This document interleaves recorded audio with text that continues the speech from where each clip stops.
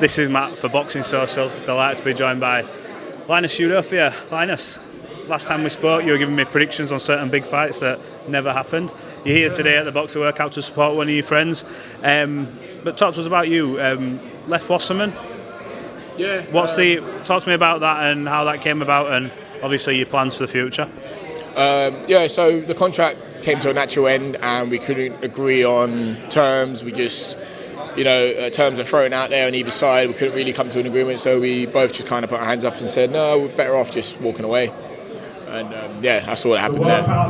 Does that surprise you? Because obviously Wasserman spoke very highly of you, even after the defeat to Denzel. What sort of happened there? Because I thought you had a really good sort of working relationship. They were going to rebuild you and push you again. Yeah, that was always the plan. That was always the plan. And like I said, he's going to hit that skipping rope on that light, I think. Yeah, he will. He will.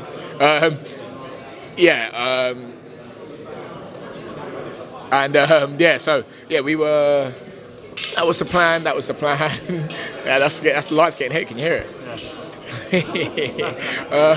You can't see right now, but McKenzie Jr.'s smashing the lights with his skipping rope. He needs to cut that rope down a bit. But yeah, go on. What's the plan? So it was, just for the record, me and Wasserman always had a very good working relationship, and the plans were just to rebuild, go normal.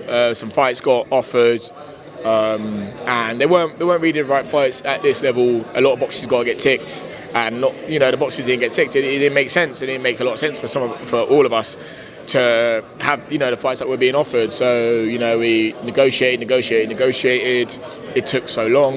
The contract elapsed, and we had to call it. We couldn't agree on a lot of things, so we had to call it a day. Are you I assume you're in negotiations with many other parties, promoters. Obviously, you're here down at Boxer today. Obviously, I know you're supporting a friend, but what are the options? Have you got a few options on the table at the minute? I've always got options. Man. I've always got options. Negotiations. That's not my forte. That's not my bread and butter. I fight. I train and fight. That's what I'm good at. My manager does all the negotiating and all that. So he's the man to ask about all that. I don't do anything. I just get what they've negotiated and what I want to do.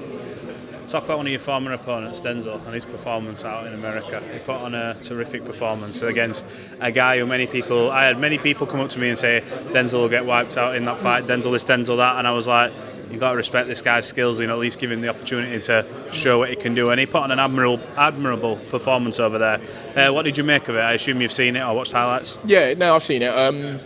Look, I've got to keep the same energy I always do. I said if Denzel gets past 4 rounds, he's done really well. He's done really well in this fight. I think Janabek's a monster, I reckon, Bull.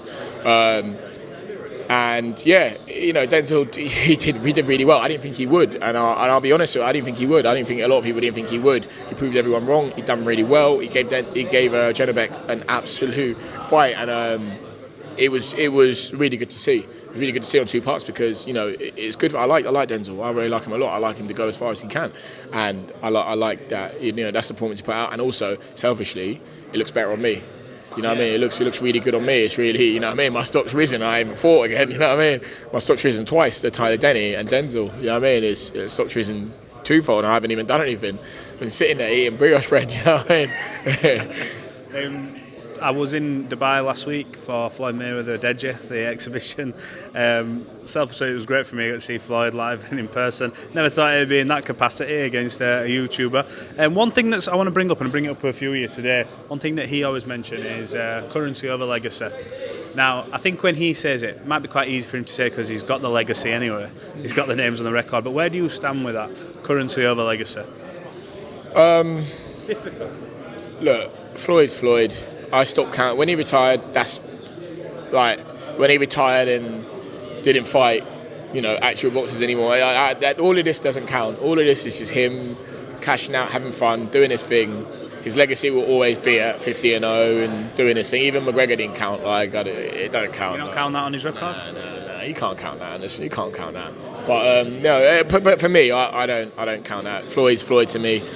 Floyd will always be the Floyd that schooled Marquez, schooled Canelo, schooled all these, fighters. He isn't the fighter that took the bloody round thing, and he ain't going to be. He isn't that fighter to me, and he's not his fighter. He is fighting YouTubers, however, that doesn't count in his legacy, in my opinion.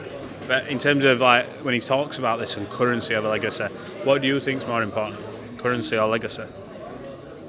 For me, personally, legacy, like how people remember you in the sport, is paramount. I mean, I think a lot of fighters would be lying if they don't care about their legacy. Like, you just wouldn't do it. How you remembered is incredibly important. I think no matter what he does, his legacy will still hold so much weight. Yeah. In my opinion, his legacy will always hold weight. He's always going to be TBE. And that's why I say it doesn't matter. It doesn't matter what he does now, because he's always going to be TBE. I've just seen a recent interview with Sylvester Stallone has said to Tyson Fury that he's the best heavyweight of all time because he's got all these attributes, and he said he would have stood the test of time in any era. What are your thoughts on them comments? I don't think he's out of pocket for saying it. I don't think he's out of pocket. I think certain fighters, Foreman, Tyson, Ali, Fraser, all these fighters had their own special. There are things that made them special. Do you know what I mean? They had things that made them special. And Fury is exactly. Look, he's arguably more vocal than like Ali. He's more vocal. He's more vocal than Ali. And I understand what Stallone's saying. I half agree with it. Whether he would have stood the test against everyone, I'm not sure.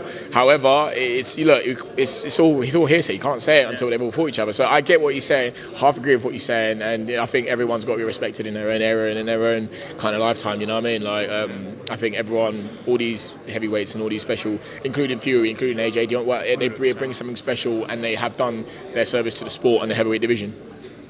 When we look at his next fight against DEREK CHISORA, what do you make of that? It's sort of the trilogy. No one asked for much. It's the fight we're getting. Usyk wasn't available until next year. Communication with Anthony Joshua went pear-shaped once again. What do you make of it? Is it for Tyson? Do you understand why it's a Chisora rather than a Joe Joyce and all these other fighters that people are saying? Because he has technically, from what we're hearing, got undisputed lined up for next year. I get it. Activity-wise, I get it. We can all say X, Y, Z until we're in those shoes. If you get told, you can have a realistic, it's going to be an easy fight for him. It's going to be an easy fight for him regardless. That's why no one wanted it. No one asked for it.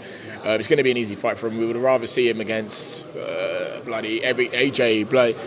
Joyce. I mean, that's an interesting fight. We would have seen him a lot. Joe Joyce wouldn't have been top of that list to see him who he was fighting against. But it makes sense if it sells, and if it will sell. It will sell out. People will buy it. People will watch it because it's Tyson Fury.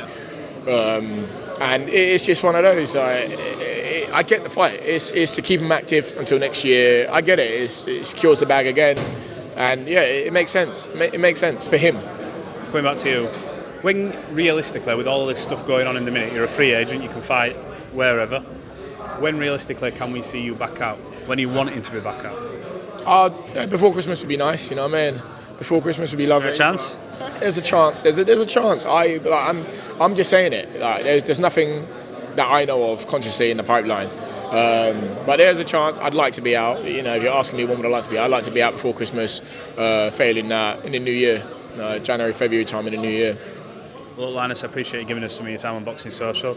I look forward to catching up when we find out what your next move is. I'm sure you'll let me know first. For sure. And we'll crack on from there. For sure. Thanks for having us, man.